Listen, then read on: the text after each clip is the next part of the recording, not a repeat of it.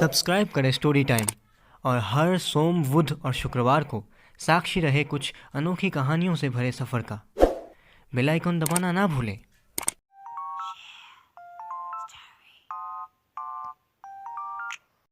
इस कहानी के सभी स्थान, काल, पात्र काल्पनिक है। कृपया कर इसे गंभीरता से ना लें। ये कहानी सिर्फ मनोरंजन के लिए बनाई गई है।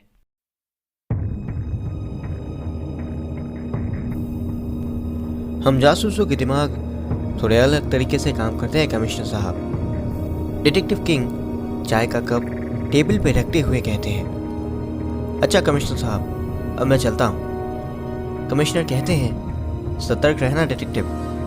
हो सकता है कल रात कोई तुम्हें नुकसान पहुँचाने आया हो, लेकिन उसका सामना तुम्हारे कुत्ते से हो गया। डिटेक्टिव किंग दरवाजे की तरफ बढ़ते हुए कहते हैं, आप तो जानते ही हैं कि हम जासूसों के दोस्त कम और दुश्मन ज़्यादा होते हैं। फिर भी ख्याल रखूंगा, शुक्रिया। डिटेक्टिव किंग पुलिस स्टेशन से बाहर निकल के अपनी कार से सीधे अपने घर की तरफ बढ़ने लगे। उन्होंने गौर किया कि एक काले रंग की कार उनके कार के पीछे आ रही थी। डिटेक्टिव ने घर की ओर ना जाकर अपनी कार को दाईं तरफ मोड़ा तो वो काली कार भी उनके पीछे पीछे दाईं तरफ मुड़ गई। डिटेक्टिव ने आगे से बाईं ओर मोड़ा तो वो काली कार भी उनके पीछे पीछे बाईं ओर मुड़ गई। डिटेक्टिव का शक यकीन में बदल गया। वो काली गाड़ी उन्हीं का पीछा कर रही थी। डिटेक्टिव ने अपनी कार रोड के किनारे खड़ी कर दी और उस काली गाड़ी का इंतज़ार करने लगे, मगर वो गाड़ी डिटेक्टिव के आगे से निकलकर दाहिने हाथ पे मुड़ गई। डिटेक्टिव किंग को लगा कि शायद ये कोई इत्तेफाक था कि वो कार उनके पीछे पीछे आ रही थी। शायद उन्हें उसी ओर जाना होगा। ये सोचकर डिटेक्टिव को अब अपने आप पर ही हंसी आ रही थी। उसी शाम डिटेक्टिव अपने स्टडी रूम में हाथों में कुछ कागज़ और उन कागज़ों में अपनी आंखें गड़ाए टहल रहे थे। कुछ केसेस थे जिन्हें वो स्टडी कर रहे थे कि तभी उनकी नज़र खिड़की में लटके सफ़ेद पर्दों में से बाहर रोड पे पड़ी। उन्होंने देखा कि एक आदमी उनके घर के बाहर रोड में टहल रहा है। डिटेक्टिव ने पहले कभी उस आदमी को उस इलाके में नहीं देखा था। थोड़ा टहलने के बाद वो आदमी वहाँ से चला गया। डिटेक्टिव ने गौर किया कि उस आदमी ने अपने कानों में ईयरफोन्स डाले हुए थे। शायद वो फ़ोन पर बात कर रहा होगा। ऐसा सोचते हुए डिटेक्टिव भी अपने काम में लग गए। सागर ने रात का डिनर रेडी किया हुआ था तो डिटेक्टिव डिनर टेबल पे बैठकर डिनर करने लगे। डिनर करने के बाद उन्होंने अपने झूठे बर्तन किचन जाकर सिंक में रख दिए और उनकी नज़र पास ही रखे डॉग फूड के एक बड़े पैकेट पे गई और उनके चेहरे में उदासी छा गई। कल रात वो अपने कुत्ते को खाना देना भूल गए थे और सीधा अमित पांडे मर्डर केस की पड़ताल करने चले गए थे। उनका कुत्ता तभी से गायब है। बेचारे ने कुछ खाया भी नहीं था। पता नहीं किस हाल में होगा। कहीं किसी गाड़ी के नीचे आकर तो नहीं क्या? जिंदा होता तो अब तक लौट आता। डिटेक्टिव के मन में कई सवाल थे और आंखों में आंसू। पिछली रात भर वो अमित पांडे के मर्डर केस में बिजी थे, इसलिए आज उन्हें बहुत नींद आ रही थी। वो अपने बेडरूम में गए और सो गए। रात करीब 1 बजे उनके घर की गेट को पार करके एक काली परछाई उनके घर में दाखिल हुई और यकीनन ये वही था जो पिछली रात को उनके घर में घुसा था। डिटेक्टिव का घर एक 2 मंजिली इमारत थी जिसमें नीचे उस घर की असली मालकिन एक वृद्धा रहती थी और डिटेक्टिव और उनके पार्टनर हैरी ऊपर रहते थे। वो काली परछाई सीढ़ियों से होते हुए डिटेक्टिव के कमरे के बाहर दरवाजे पर आकर खड़ी हो गई और उस काली परछाई ने दरवाजे को धीमे से धकेला तो वो दरवाज़ा खुल गया और वो धीरे धीरे कदम रखते हुए डिटेक्टिव के बेडरूम की ओर बढ़ा। बेडरूम का दरवाज़ा भी पहले से खुला हुआ था। बाहर की स्ट्रीट लाइट में से आती हुई रोशनी में कमरे के अंदर दिखाई दे रहा था कि बेड में डिटेक्टिव सोए हुए थे।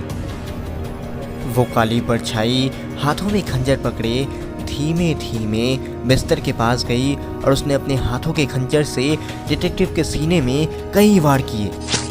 और तभी कमरे की लाइट जली और एक आवाज़ आई, 400 की तकिया और 800 की चादर, 1200 का नुकसान कर दिया तुमने। रोशनी में काले कपड़े और काला नकाब पहने उस आदमी ने देखा जिसे वो डिटेक्टिव समझ रहा था। वो तकिया और चादर रखी हुई थी जिसे ऐसे रखा हुआ था मानो कोई सोया हो। डिटेक्टिव तो कमरे के कोने में हाथों में पिस्तौल लिए खड़े थे। डिटेक्टिव ने कहा, तुम कोई मेरे पार्टनर नहीं हो जो तुम्हारे लिए दरवाज़ा खोलकर सोऊंगा। जानता था कि तुम ज़रूर आओगे। इतने में वो नकाबपोश आदमी भागने की कोशिश करने लगा तो डिटेक्टिव ने कहा, अब तुम भागोगे, मैं तुम्हारे पैर पे गोली मारूंगा खामोखा। तुम लंगड़ाते हुए आए थे और रेंगते हुए जाओगे। बेटा पिस्तौल है, पिचकारी नहीं है ये। चलो अब अच्छे बच्चे की तरह चाकू नीचे गिराओ और उल्टे होकर नीचे लेट जाओ। और हाँ, हाथ बाहर की ओर खोल के रखना। डिटेक्टिव ने उसकी तरफ पिस्तौल तानते हुए कहा। वो नकाबपोश आदमी नीचे लेट गया। डिटेक्टिव किंग उसके पास गए, उस आदमी की पीठ पर अपना घुटना रखा और उसके दोनों हाथ रस्सी से बांध दिए और फिर उसे बिठाकर कुर्सी पे बिठा दिया। फिर डिटेक्टिव ने उस आदमी का नकाब उतारा और उससे पूछा, कौन हो तुम और मुझे मारने क्यों आए थे? वो एक 25 साल का लड़का था। उसने कोई जवाब नहीं दिया बल्कि वो चुपचाप बैठा रहा। तो डिटेक्टिव ने फिर पूछा, देखो यार, चुपचाप से सब कुछ बता दो, क्यों मारने आए थे या किसने तुम्हें भेजा था मुझे मारने के लिए? और मेरा कुत्ता कहाँ है? क्या तुमने उसे भी मार दिया? अभी भी वो लड़का चुप बैठा रहा। डिटेक्टिव ने कहा, कल जब तुम यहाँ आए थे तब मेरे कुत्ते ने तुम पर हमला किया जिससे तुम्हारे पैर में चोट आई और तुम्हारा खून बरामदे पे गिरा। उसके बाद तुम यहाँ से भागे और मेरा कुत्ता अपनी चेन तोड़कर तुम्हारे पीछे भागा। क्या तुमने मेरे कुत्ते को मार डाला? उस लड़के ने कहा, नहीं, उसने मेरा क्या बिगाड़ा था जब मैं उसे मारता? बिगाड़ा तो तूने है। डिटेक्टिव ने हैरान होकर कहा, पर मैं तो तुम्हें जानता भी नहीं। और हाँ, मेरा कुत्ता कहाँ है? उस लड़के ने कहा, नहीं बताऊंगा, जाकर खुद ढूंढ ले। बहुत बड़ा डिटेक्टिव है ना तू। डिटेक्टिव ने उस लड़के को गुस्से से घूरा और फिर अपना फ़ोन निकाल के इंस्पेक्टर विनोद को कॉल किया। हेलो इंस्पेक्टर विनोद, क्या आप अभी मेरे घर आ सकते हैं? दरअसल मुझ पर एक जानलेवा हमला हुआ है और वो हमलावर मेरे सामने बैठा हुआ है। इंस्पेक्टर विनोद अपने घर से डिटेक्टिव के घर के लिए निकल पड़े। फिर डिटेक्टिव ने उस लड़के से कहा, देखो यार, मुझे तो तुम नहीं बताओगे, लेकिन जब पुलिस के डंडे पड़ेंगे ना, तब तुम आगे और पीछे दोनों तरफ से बोलोगे। वो लड़का हंसने लगा और कहा, तेरी मेहरबानी से मैं पुलिस की खातिरदारी पहले भी भुगत चुका हूँ, अब फर्क नहीं पड़ता। डिटेक्टिव एक बार फिर से पूछते हैं, देखो दोस्त, मुझे नहीं पता कि तुम क्या बात कर रहे हो। साफ साफ बताओ तुम कौन हो और तुम्हारा और मेरा कनेक्शन क्या है? उस लड़के ने कहा, याददाश्त के बहुत कच्चे हो तुम। 5 साल में ही भूल गए मुझे? याद करो वो 20 साल का लड़का जो तुम्हारी वजह से जेल गया था। तब तक इंस्पेक्टर विनोद भी डिटेक्टिव के घर पहुंच जाते हैं। आखिर डिटेक्टिव और उस लड़के का कनेक्शन क्या था? क्यों वो लड़का डिटेक्टिव को जान से मारना चाहता था? और क्या डिटेक्टिव किंग अपने कुत्ते को ढूंढ पाएंगे? जानिए इस कहानी के अगले भाग में। और इस कहानी का पहला भाग आपको कैसा लगा, हमें कमेंट्स में ज़रूर बताइएगा। अगर ये कहानी आपको पसंद आई तो इसे लाइक और शेयर ज़रूर करें। और हाँ, सब्सक्राइब करके बेल आइकन दबाना ना भूलें। मैं फिर लौटूंगा एक और अनोखी कहानी के साथ। तब तक के लिए सुनते रहिए स्टोरी टाइम।